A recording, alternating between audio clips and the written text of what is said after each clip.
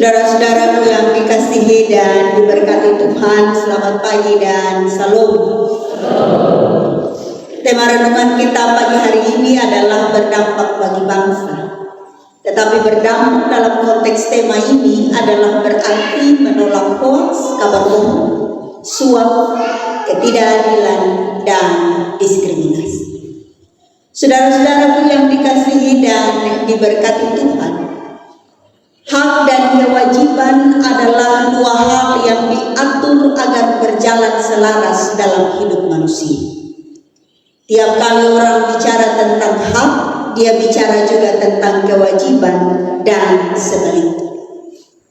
Hak untuk hidup, hak untuk beroleh akses kepada hal-hal yang sehat, hak beroleh pendidikan dan lain-lain diatur supaya kita manusia punya akses terhadap hal-hal yang penting, utama, dan substansial. Tapi juga datang beriringan dengan itu ada kewajiban yang secara sengaja dan serius diatur oleh negara, oleh lembaga, perkumpulan, bahkan persekutuan, supaya semua yang menikmati hak dapat saling membantu untuk melakukan kewajiban-kewajiban. Tujuan hidup dalam selaras hak dan kewajiban adalah agar hidup sejahtera dan agar hidup damai bersama-sama. Obong hak dan kewajiban kita tidak hanya bicara tentang kehidupan jasmani. Jadi hak sebagai warga negara, kewajiban sebagai warga negara. Tapi juga sebagai manusia dengan identitas anak-anak rohani yang tidak terlepas, kita juga omong tentang hak dan kewajiban sebagai manusia rohani. Nah, dalam konteks Keluaran 23, Tuhan Allah sudah lebih dahulu bicara tentang hubungan mereka yang didasari atas hubungan perjanjian. Kalau kita ingat cerita sebelum Allah bawa keluar Israel dari Mesir, dia bilang, aku adalah Allah dan kamu adalah umatku. Sebagai Allah, Tuhan Allah berjanji akan membawa mereka dari Mesir, akan melepas status bangsa budak, pergi ke Kanaan, dan mendapat status bangsa merdeka. Berdasar itu Tuhan Allah bilang, semua yang kamu minta di dalam kebenaran dalam namaku aku beri. Tapi juga beriringan dengan itu Keluaran kasih tahu, Tuhan Allah ingatkan umat ada kewajiban-kewajiban. Kita semua hafal betul 10 hukum Tuhan. Apa yang boleh dilakukan dengan Tuhan, apa yang tidak, apa yang harus dijaga dalam relasi hidup dengan sesama. Hak dan kewajiban Tuhan Allah umum bersama umat dalam relasi perjanjian.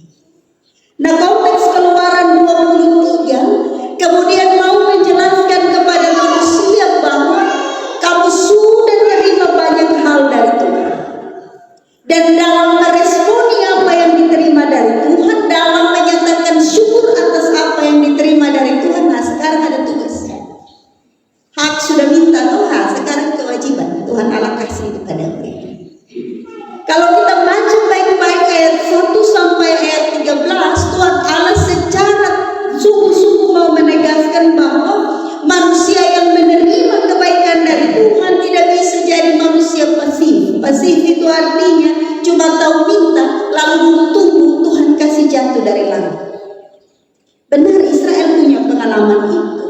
Mereka pernah hampir mati lapar, bukan di padang gurun lalu berdoa, Tuhan bekas potong makan roti dengan kasih makan daging. Lalu Tuhan kasih jatuh mana dari langit, Tuhan kasih burung berterbangan mati di padang gurun supaya dengan segera mereka makan roti dan daging.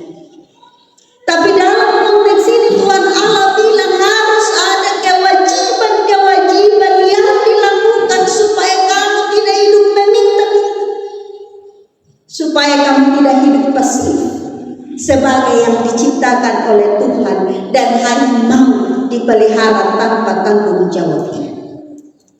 Maka 13 ayat ini ketentuan menata hidup, ketentuan untuk menjaga relasi, ketentuan untuk menjaga hubungan dengan sesama dan segenap ciptaan, juga ketentuan untuk menjaga hubungan dengan Tuhan.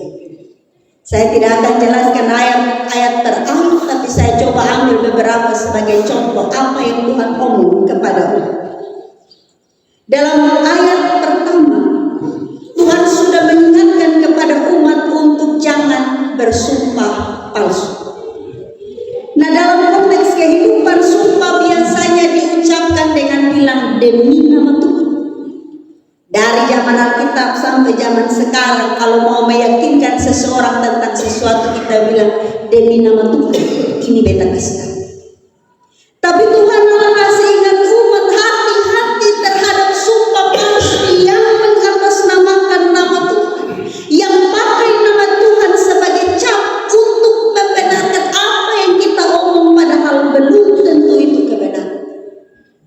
Prinsipnya begini, kalau orang bersumpah mengatasnamakan Tuhan, maka ketika dia menyampaikan kabar palsu dan bersumpah palsu, dia menghina nama Tuhan. Ingat hukum Taurat bilang, jangan menyebut nama Tuhan Allahmu dengan sembarangan. Ada legalitas kalau pakai nama Tuhan. Ada sesuatu yang penting dalam menyebut nama Tuhan. Bayangkan kita datang gosip orang punama baru kita bilang demi nama Tuhan beta dapat lihat, padahal sonia dengar sah. Bayangkan ada orang datang dan menyebut segala sesuatu dalam ketidakbenaran, lalu angkat jari dua bersumpah palsu terhadap apa yang dia sebut. Itu penghinaan dan penyalahgunaan nama Tuhan. Maka berhati-hatilah, kata Tuhan kepada umat, dengan mengatakan nama Tuhan dan bersumpah palsu.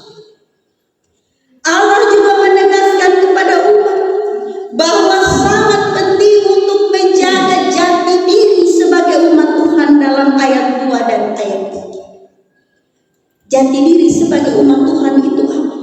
Jati diri umat Tuhan adalah hidup di dalam kebenaran. Maka adalah sebuah penyalahgunaan identitas kalau kebenaran itu bukanlah sesuatu yang benar-benar diperjuangkan, tetapi hanya suara mayoritas karena banyak orang umum dia jadi benar, padahal belum tentu kebenaran itu adalah suara Allah.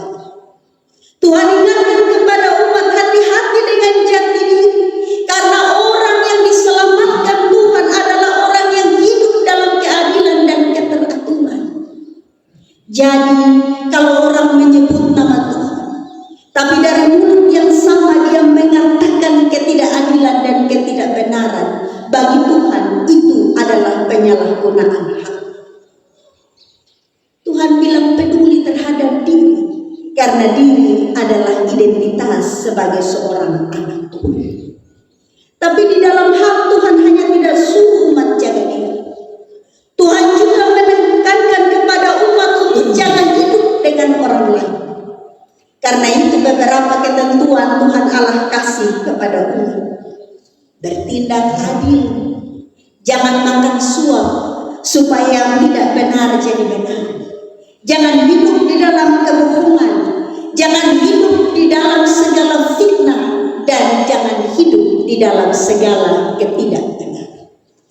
Lebih jauh untuk menjaga relasi hidup dengan orang lain, Tuhan bilang, kalau kamu ada hidup dengan orang yang bekerja padamu sebagai budak, jangan lupa hari Sabat itu hari istirahat. Supaya supaya orang yang kerja, bahkan kamu binatang yang bekerja dan menghasilkan makan minum itu bisa istirahat. Jadi ada unsur keadilan yang Tuhan minta di situ. Bukan saja jaga diri sebagai orang yang beridentitas sebagai umat Tuhan, tapi juga jaga hidup dengan orang lain sebagai tanda kepedulian kepada Tuhan. Jadi itu adalah relasi yang sebenarnya Tuhan tegaskan kembali dari relasi hukum Taurat yang kita pelajari dengan mudah. Hukum Taurat itu menegaskan di kesaksi kita belajar. Hukum 1 sampai hukum 4 mengatur relasi manusia dengan Tuhan. Hukum 5 sampai 10 mengatur relasi manusia dengan sesama. Jadi Tuhan bilang, minta banyak hal dari aku.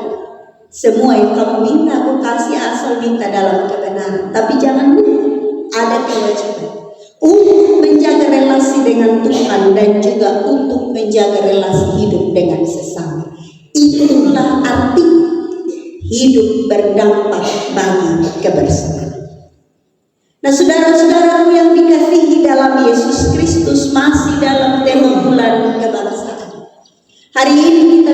bicara tentang berdampak. Majelis Sinode Gemit kasih tema ini oleh karena ada kegelisahan besar bahwa karena kemajuan teknologi sekarang sangat mudah bagi orang lain untuk sebar apa saja meskipun belum tentu itu benar. Kemarin kami di pelayanan orang sakit, jemaat sakit lalu di otot atau bercerita ketawa karena minggu lalu itu ada hoax besar-besaran di TBU. Semua orang bilang mau ada artis lokal di panggung hiburan, jadi hari atau ibadah juga tuan rumah saya. Kok semua sudah tunggu di panggung kantor kecamatan, tahu-tahu artis lokal kita sendiri. Yang bersangkutan yang semua orang sebar bilang mau datang ada di Amfuang Utara. Jadi kita seperti simin, begitu ya. Jadi sekarang ini kemajuan teknologi menimbulkan kekhawatiran besar bahwa hoax itu dianggap sebagai sebuah kebenaran asal dia viral, asal dia sebar, asal dia dibungkusi dengan dusta, asal dia diselipi dengan fakta-fakta yang tidak benar, itu bisa dianggap sebagai sebuah kebenaran. Itu soal besar hari ini dalam hidup berbangsa, dalam hidup bergereja. Kita tuh soal ada di situ. Maka tema ini menegaskan bagi kita mau jadi umat Allah yang berdampak, yang pertama jangan omong kalau itu bukan kebenaran. Jangan bawa suara kalau itu belum terbukti sebagai sesuatu yang benar. Jangan cerita kiri kanan kalau baru telinga yang mendengar dan mata belum membuktikan. Dan itu berlaku untuk semua ranah kehidupan. Kita juga diajar bahwa kalau berdampak itu berarti kita tidak makan apa yang bukan hak kita. Dalam konteks sekarang di Indonesia kita omong korupsi ini, kita bukan omong 1-2 juta, kita omong miliar dan triliun. Ada banyak orang masuk penjara tapi kemudian tetap menikmati harta kekayaan oleh karena mereka makan apa yang bukan mereka pemilik. Lalu kita yang tidak bisa apa-apa sapu dasar dan bilang semoga Tuhan yang atur dia. Sekarang ini hidup di dalam menikmati apa yang bukan milik kita juga sudah seperti barang normal. Di TV kita nonton orang pakai ini rompi oranye, ini sudah seperti pakaian wajib para pejabat. Suara biasa, itu penyakit. Bayangkan kalau hidup dalam korupsi, hidup menikmati suap, kita anggap sebagai sebuah keadaan normal, sebuah kebenaran karena biasa dilakukan orang, itu sakit besar. Apalagi omong ketidakadilan, omong diskriminasi terhadap orang-orang dalam kelompok kecil, itu bisa jadi soal besar.